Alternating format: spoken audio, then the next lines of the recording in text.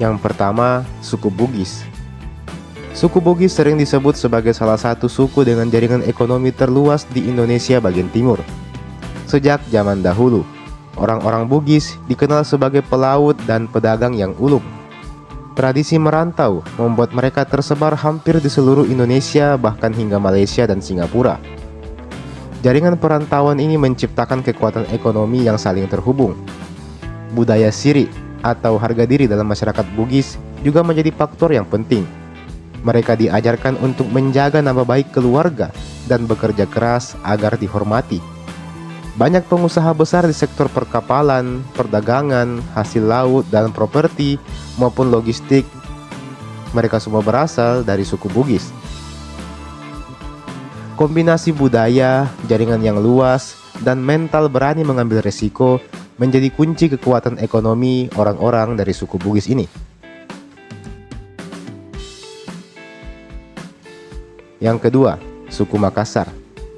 Suku Makassar memiliki sejarah panjang sebagai pusat perdagangan di Indonesia bagian timur. Pada masa kerajaan Goa Tallo, Makassar menjadi pelabuhan internasional yang ramai dikunjungi pedagang asing. Tradisi dagang ini terus hidup hingga saat ini. Kota Makassar berkembang menjadi kota metropolitan terbesar di Sulawesi. Banyak pengusaha besar bergerak di bidang konstruksi, properti, pelabuhan, dan perdagangan besar. Faktor sejarah sebagai pusat niaga membuat masyarakat Makassar terbiasa bersaing dan beradaptasi dalam dunia bisnis modern. Yang ketiga, ada suku Toraja. Suku Toraja memiliki kekuatan ekonomi yang unik. Budaya adat yang kuat seperti upacara Rambu Solo membuat solidaritas keluarga sangat erat. Dalam satu upacara besar, biaya yang dikeluarkan bisa sangat tinggi, dan ini menunjukkan adanya kemampuan ekonomi kolektif yang besar. Selain itu, banyak orang-orang dari Toraja sukses di luar daerah, terutama di sektor perbankan, birokrasi, dan konstruksi. Tradisi pendidikan yang baik serta jaringan keluarga yang besar membantu mereka membangun kekuatan ekonomi lintas daerah. Pariwisata internasional di Tanah Toraja juga memberikan dampak ekonomi yang signifikan bagi masyarakat di sana. Yang keempat, ada suku Minahasa. Suku Minahasa dikenal memiliki tingkat pendidikan yang relatif tinggi sejak zaman kolonial. Pendidikan membuka akses ke jabatan pemerintahan, militer, dan profesi-profesi lainnya seperti dokter dan juga pengacara. Wilayah Minahasa juga kaya akan hasil perkebunan seperti cengkeh dan kelapa. Sejak masa perdagangan rempah-rempah, komoditas ini sudah bernilai tinggi. Jadi, kombinasi antara pendidikan dan hasil bumi membuat sebagian masyarakat Minahasa memiliki posisi ekonomi yang kuat dan juga stabil. Yang kelima, ada suku Mandar. Suku Mandar memiliki budaya bahari yang sangat kuat. Mereka terkenal sebagai pelaut dan nelayan yang tangguh. Perahu sandek menjadi simbol kecepatan dan keahlian mereka di laut. Kekuatan ekonomi Mandar banyak bertumpu pada hasil laut dan perdagangan pesisir. Selain itu, banyak orang Mandar yang merantau dan membangun usaha di berbagai kota. Keberanian menghadapi laut membentuk mental tahan banting dalam dunia usaha, sehingga ada banyak orang Mandar yang juga dikenal akan kekayaannya. Di nomor 6 ada suku Buton. Suku Buton memiliki sejarah kerajaan yang tertata rapi dalam sistem pemerintahan adat. Wilayah Buton dikenal memiliki aspal alam yang sangat terkenal dan bernilai ekonomi tinggi. Selain sumber daya alam, masyarakat Buton juga banyak berperan dalam birokrasi dan perdagangan. Sistem adat yang terstruktur membuat masyarakatnya terbiasa dengan tata kelola dan administrasi, yang kemudian memudahkan mereka beradaptasi dalam sistem pemerintahan modern. Di nomor 7 ada suku Kaili. Suku Kaili mendiami wilayah Sulawesi Tengah, terutama sekitaran wilayah Palu. Wilayah ini berkembang menjadi pusat ekonomi regional. Pertanian kakao, perdagangan, dan sektor pertambangan menjadi penopang ekonomi utama mereka. Letak geografis yang berada di jalur tengah Sulawesi membuat wilayah Kaili memiliki posisi yang strategis dalam jalur distribusi barang. Yang kedelapan adalah suku Gorontalo.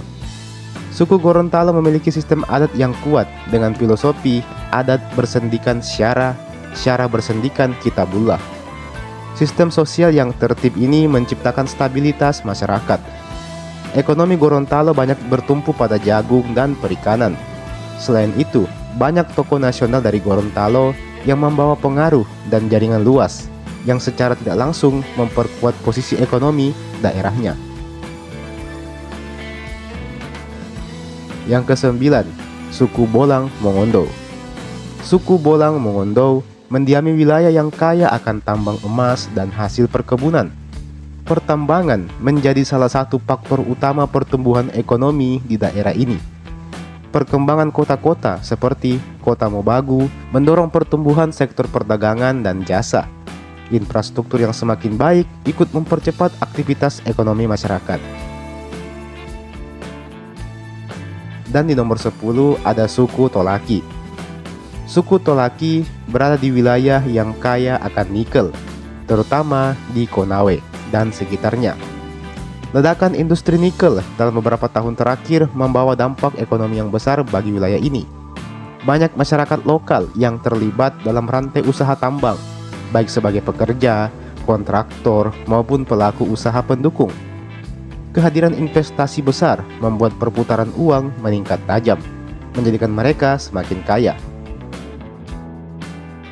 Jadi, jika dilihat secara keseluruhan, ada beberapa faktor umum yang membuat suku-suku ini memiliki kekuatan ekonomi yang besar. Yang pertama adalah faktor sejarah perdagangan laut. Yang kedua adalah budaya merantau yang membangun jaringan yang luas. Yang ketiga adalah kekayaan sumber daya alamnya seperti tambang, perkebunan, dan hasil laut. Faktor pendidikan juga berperan penting. Daerah yang lebih cepat berkembang dalam pendidikan biasanya lebih cepat pula menghasilkan sumber daya manusia yang unggul. Selain itu, solidaritas keluarga besar dalam budaya Sulawesi membuat modal sosial mereka juga menjadi sangat kuat. Namun, penting untuk dipahami bahwa kekayaan ini tidak merata. Masih banyak masyarakat dari suku-suku tersebut yang hidup sederhana bahkan tergolong miskin.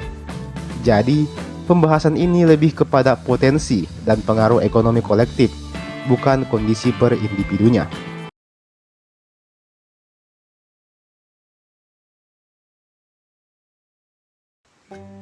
Yang pertama, suku Bugis. Tidak perlu diragukan lagi kalau suku Bugis dapat dikatakan adalah suku yang paling banyak mendiami Pulau Sulawesi. Suku Bugis merupakan kelompok etnis Austronesia terbesar di antara 3 kelompok etnolinguistik utama di Sulawesi Selatan, bersama dengan suku Makassar dan Toraja. Pada tahun 1605, suku Bugis beralih dari kepercayaan animisme ke Islam. Meskipun mayoritas masyarakat Bugis menganut agama Islam, sebagian kecil dari mereka ada juga yang memeluk agama Kristen, serta kepercayaan pra-Islam yang dikenal sebagai Tolotang.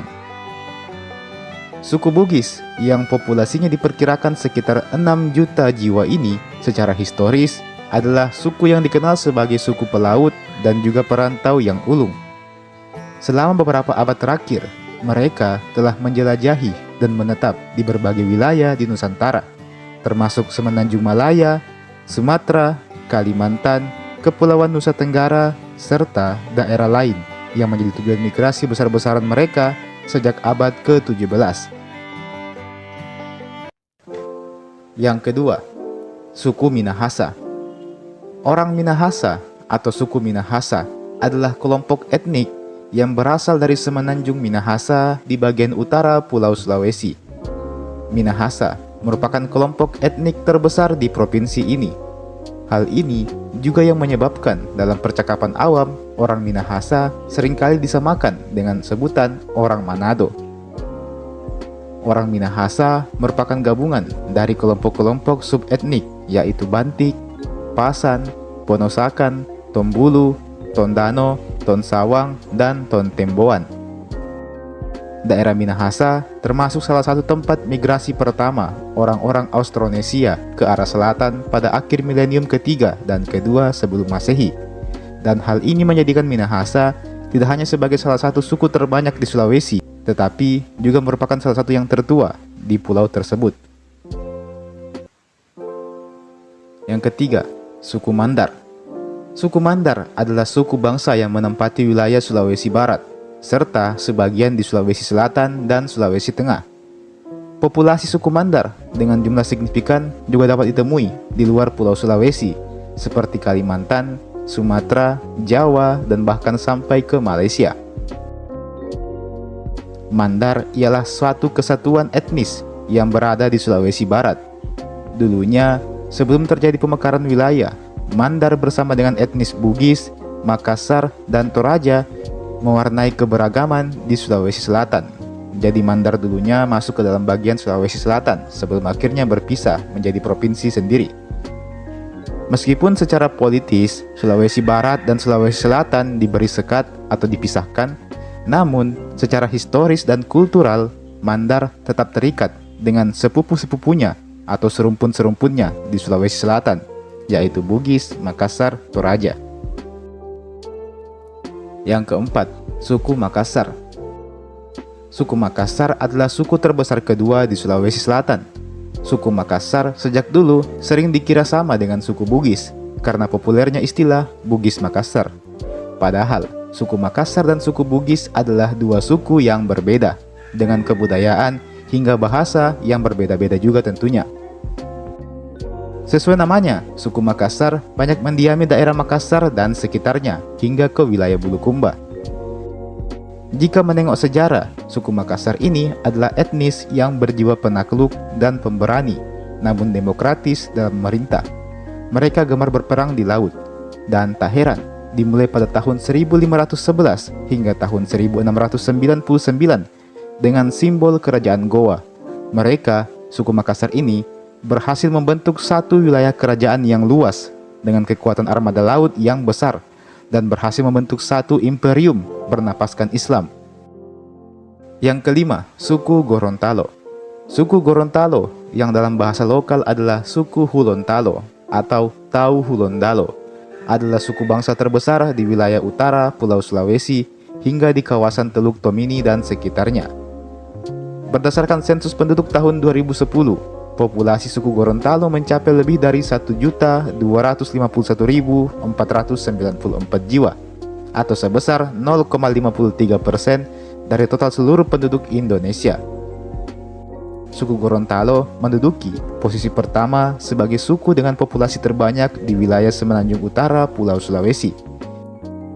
Yang keenam, suku Kaili.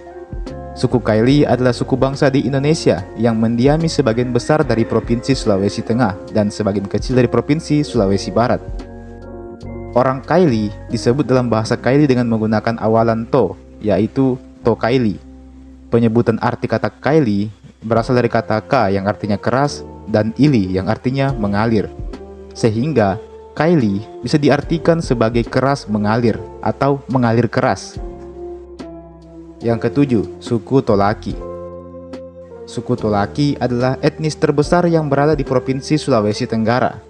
Suku Tolaki merupakan etnis yang berdiam di Jazirah Tenggara Pulau Sulawesi. Suku Tolaki merupakan suku asli di daerah tersebut. Namun, suku ini terpengaruh banyak sekali budaya dari Melayu yang membuatnya sedikit berbeda dari suku-suku lain di Sulawesi.